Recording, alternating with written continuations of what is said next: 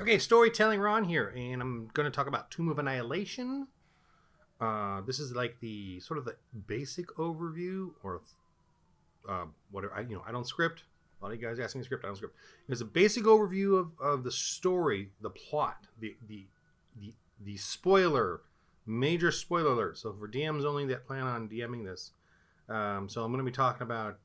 It's just like it took me even a while to put all the points together, the storyline, to really grasp, because you're reading through it and there's just so much information, and so I'm going to just simplify down the entire plot line so that you can then get an understanding. So here we go. Get your coffee ready. Obviously the main dude is the Ultra Lich, like the dude. He's like an interplanar traveler dude.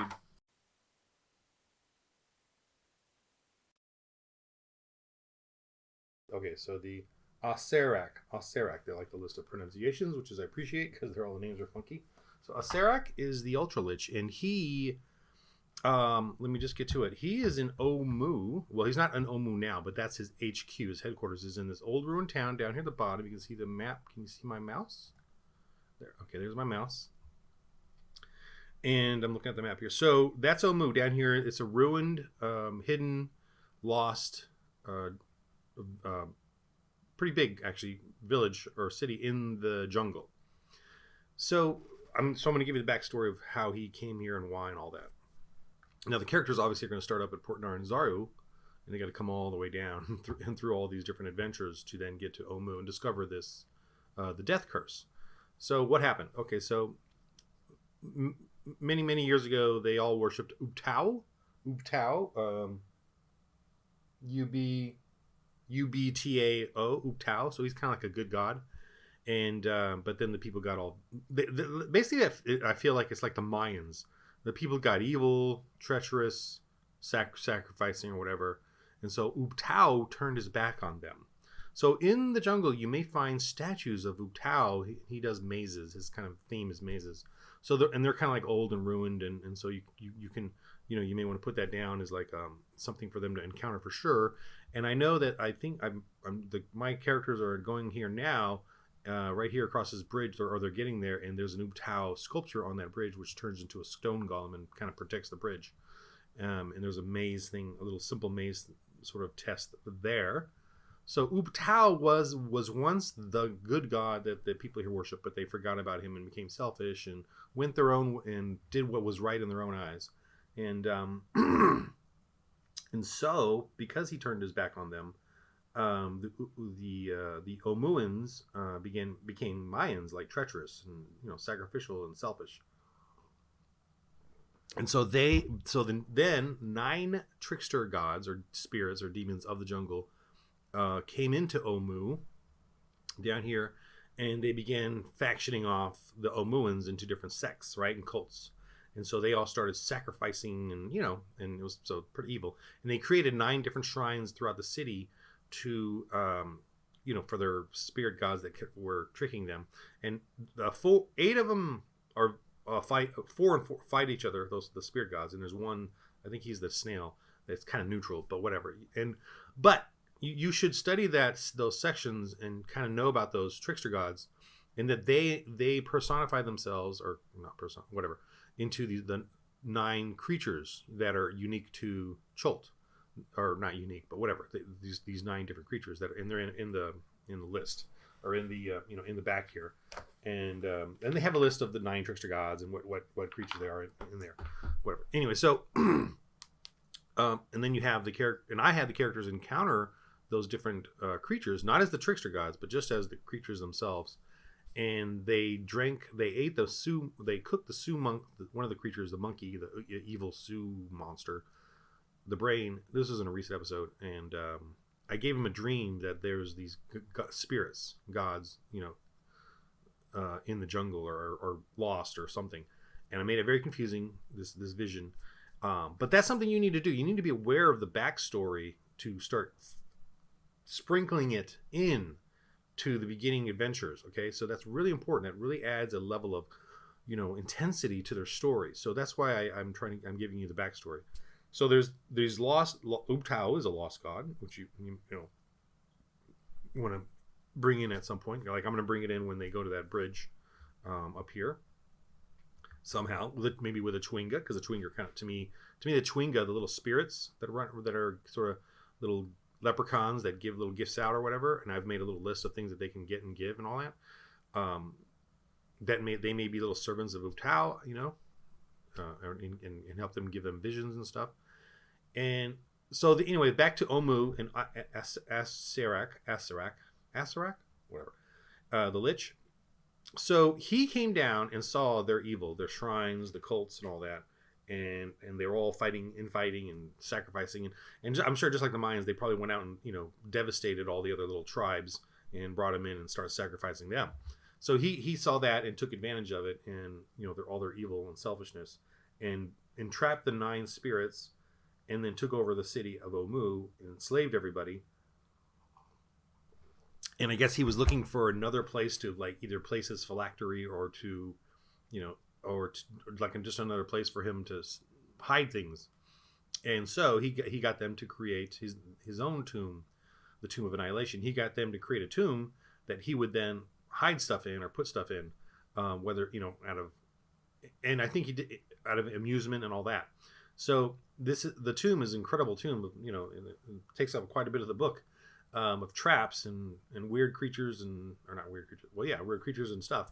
And so that's kind of the basic story. And then he discovered a unborn or a born or a fetus god floating in space, and thought that the tomb would be the perfect place to hide it. And as it grows, so he's growing this god, and so this god is freaky. It's called the Atropole, and it's inside the tomb, and it's growing, and it's just like this floating ugly baby inside this giant laboratory space. Okay, so there's that. There's also 3 coven with night hags, or a coven of night hags who serve Asarak and are nurturing this Atropole.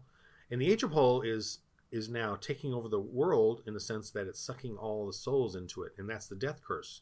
So all people who have died and resurrected for their Forgotten Realms, so this is kind of like a global thing, are all rotting away, and their souls are going to, once they die, they're going to return, and the Atropole is going to eat them. I'm assuming the Atropole is taking all these souls, but once you kill the Atropole, the souls then get released. But everyone that dies, their soul goes to this canister where the Atropole is slowly feeding off of them and growing.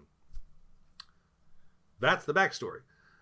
No one knows about this, of course, and the death curse is the only thing they're aware of. And there's a countdown to the death curse where everyone's rotting and stuff. But I elongate that out, just so you know. In the book, it's kind of fast, but it's just happening. And the wizard woman that hired them in the beginning, Silva Sildren, whatever, I don't remember all the names, even though I'm DMing it right now. But and my characters will attest to that, or my players will attest that I can't remember names. But she's rotting away, but I'm just letting her rot away based on their timing, I'm not forcing.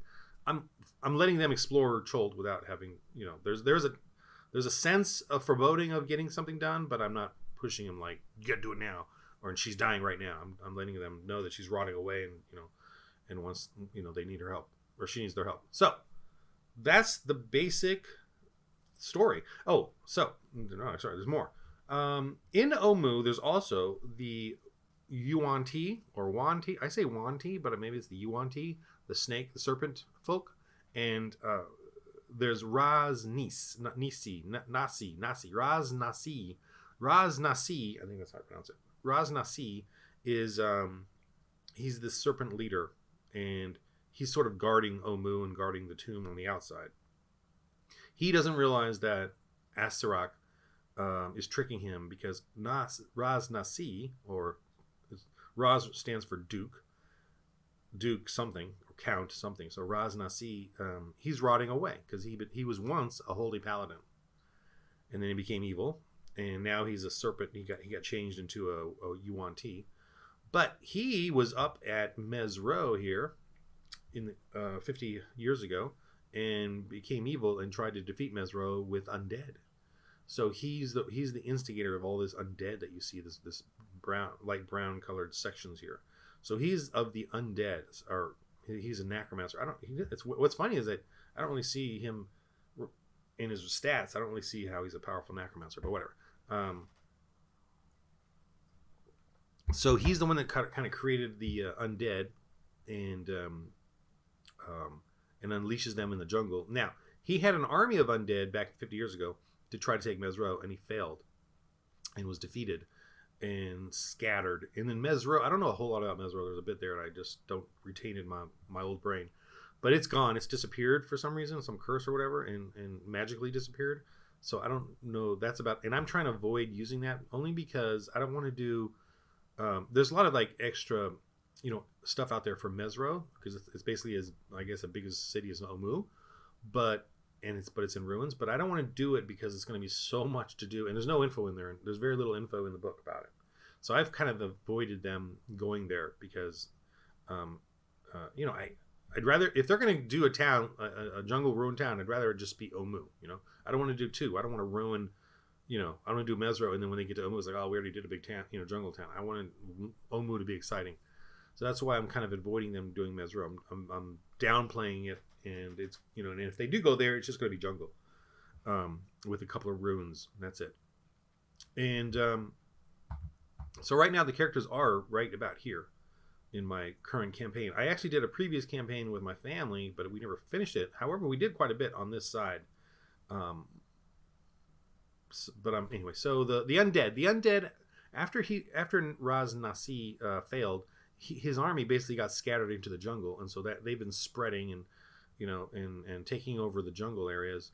And he obviously fled down and somehow got to Omu, and then he joined with the Yuan Ti to serve Asarak or make a deal with Asarak or whatever. But the Yuan Ti are trying to summon their night serpent god through the peaks of flames over here, and they're hoping for something like that to happen. Can you see the peaks of flame? No, you cannot. Okay, so down here, the peaks of flame or whatever. They're or one of these mountains. They're hoping that they'll get that happening, but Asarak doesn't care about that, and he's exploiting them to protect his tomb.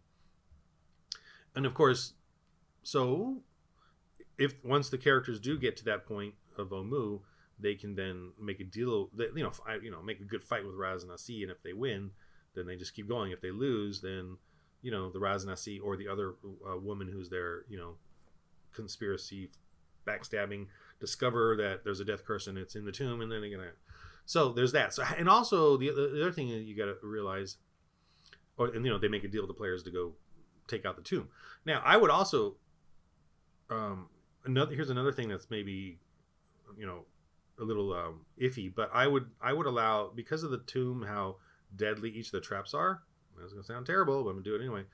I would think that they would be able to take in maybe some of the brood guard or some of the like pawns from the Yuan Ti, maybe the brood guard or slaves or whatever, or load bearers, or what's it called, pack bearers, in with them, or the red wizards, because the red wizards are going to be in Omu, as another NPC trying to solve it, or get what they want out of it.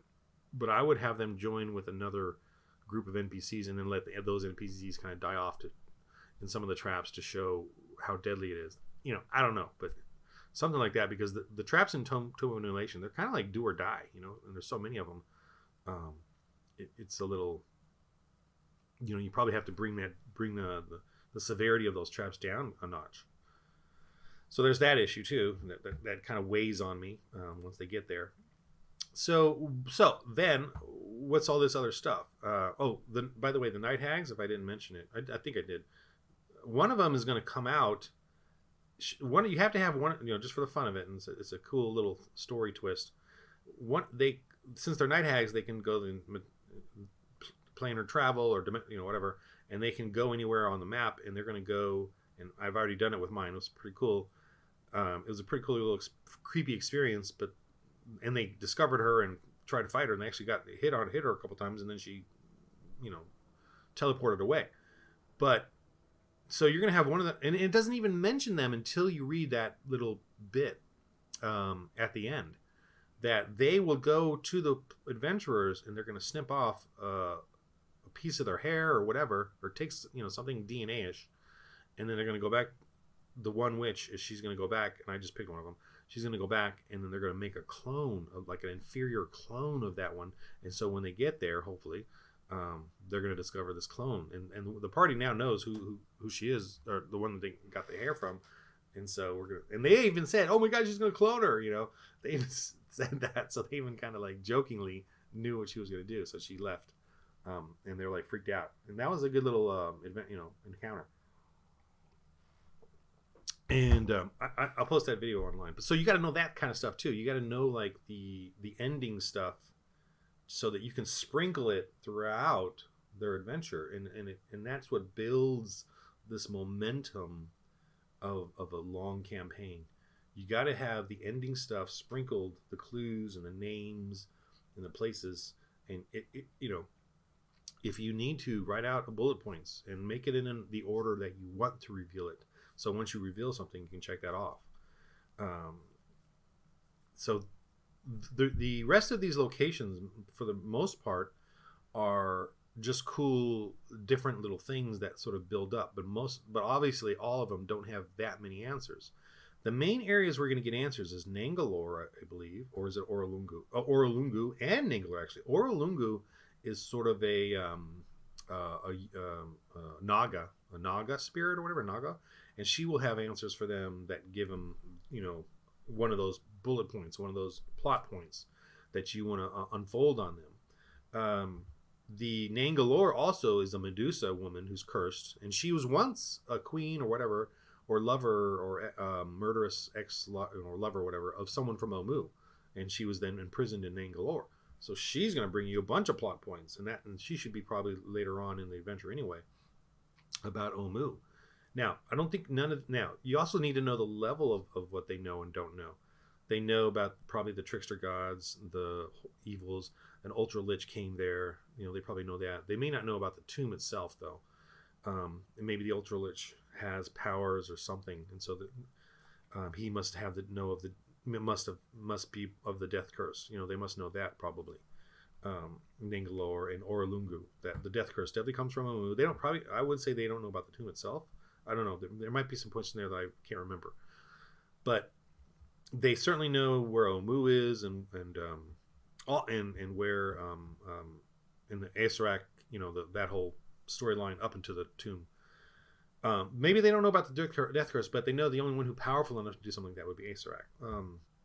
Also, Kir Sabal is definitely, because the princess there staying with the Aarakocra, she's supposed to be the next queen of Omu, so she's upset and wants to return to Omu. Now she may even know about Nangalore, or the chieftain there that is taking care of the young princess. So they're going to know a lot of information about Omu and getting back to it. The heart of Ubtao. Okay, well, there's the name of Ubtao, but obviously Ubtao's not there anymore. This is controlled by the Red Wizards. And there's a lich there, a woman lich. She's not an ultra lich like Asarak, but she's a lich. But she wants to get to Omu as well, so she knows a lot about Omu and along with the Red Wizards. So that is a big component of giving story. Ambala too. There's a witch on there, a hag. She probably doesn't know about Ambala, but she probably knows a lot about the undead, or they come from the south or whatever. So there's that aspect. Most of the rest of it, I think, it doesn't have a lot of plot as much as just fun adventuring. The Firefinger is just a simple the Terrafolk, those guys flying around. The Grunglung is the frog dudes. I don't really like it, the adventure there, so I'm not going to do that one. I don't think. I'm actually moving the frogs over to the wreck of the Narwhal, and like the wreck of the Narwhal has the plants and a were-tiger dude, and it just didn't interest me. So I feel like the grunglings are going to be living in this wreck, and I created my own map for that. And so another thing, you need to, as a DM, you love the story, you love the setting, but you can change whatever you want, right? So please understand that and that's what I'm doing. Needle's Bones I'm changing as well, to a cool. Oh no, this is where the Grunglings are. They're in the dragons. You know, I made this map of a big dragon. Here, I'll just show real quick. Da, da, da. Oh, here it is. So I made a map here with a bunch of Grunglings living there, as you can see. Just this is one of my Kickstarter maps, but I changed it into a jungle for this adventure. But they're living here. You know, you can see them on there. This is the scale, and then this is the chieftain living in this underneath in the water there, and a bunch of creatures and stuff all around. So that's my Needle's Bones.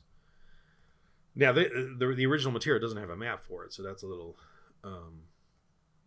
Oh, where's my? Oh man, I got to put in the other one because they're going to the other one. I did make a sunk galleon, and they're going to that one, and that one is the wreck of the Narwhal. And one of the characters is a gunslinger, so the wreck of the Narwhal has gunpowder. Well, it may have some gunpowder, but it has guns and stuff. So he really wants to go there and get bullets and discover what they have at the wreck. I tied the wreck in with the green dragon that was once Needles, and she sunk the boat, crashed the boat, fought it, and crashed it, and so it's there in the jungle, and he's going to go check it out. I'm just going off story now. And then the Frost Giants, the Havespad is the Frost Giant boat. Well, they're going to be coming down in this area as well.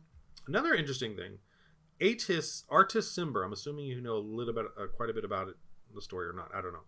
Artis Cimber, they've encountered the cousin up in Storm King's Thunder, and Artis Cimber is now down here, and he can create, and this is in one of the random encounters as well, on the tables. He creates a 120 foot or 200 foot radius winter, because he got the winter ring of the winter or whatever, and he can create a globe of winter sitting there in the jungle, so this freezing area, and I'm assuming Artis doesn't want to leave them there. He turns them on and then uses them to protect him and his buddy, and then turns them off when he leaves. But I'm assuming once in a while he had to leave one on as he had to hurry or whatever. And so I will probably have one in here. You can't see in this area to freak out the players and give them build up that storyline, give them the clue that there's some other magic here, or dude or something. And the Frost Giants are going to discover that one of them, and so they'll be hanging out there to relieve themselves, this hot jungle. Maybe they'll make that one of their base of operations in the area, because they know Artis Cimber must be nearby, or not. And I'm going to say Artis Cimber has gone down this way. Now his story is that he wants to go to Mesro to find his lost love, but because it's disappeared. But I feel like I'm going to do it at Omu, because I kind of want that. I want everything to kind of converge down to Omu. So I want Artis and his buddy to go that way and to look for his lost love, and then somehow tie that in with them, and maybe she's in the tomb, or the, his answer is in the tomb. I don't know. I don't really want to play like the party has an NPC tag along, like a story one. I don't really want to do that, and then I don't know if they want the ring from him. I don't know, but I'm still kind of iffy on that, but I do have it prepared, like the character and all that. But that's all going to tie in this area here, which is going to be fun. They did quite a bit of low-level adventuring down through here. They encountered the different unique creatures, zombies. They went to Firefinger. Dinosaurs, fought some dinosaurs, and they had a fun adventure at Port Nyanzaru. So they're going through here right now, and they're like 4th, 5th level. My family, when I played, they went all through here, which was great. They went along this river. They went to Harakmar. They saw the pirates over there. They went in to fought the fire newts, cleared them out. They did the Wormheart. They got the dragon. And then they came back up, had a cool little fossil encounter here, or just checking it out and discovering stuff. They went to Imbala, dealt with Imbala. She got away, but they dealt with her.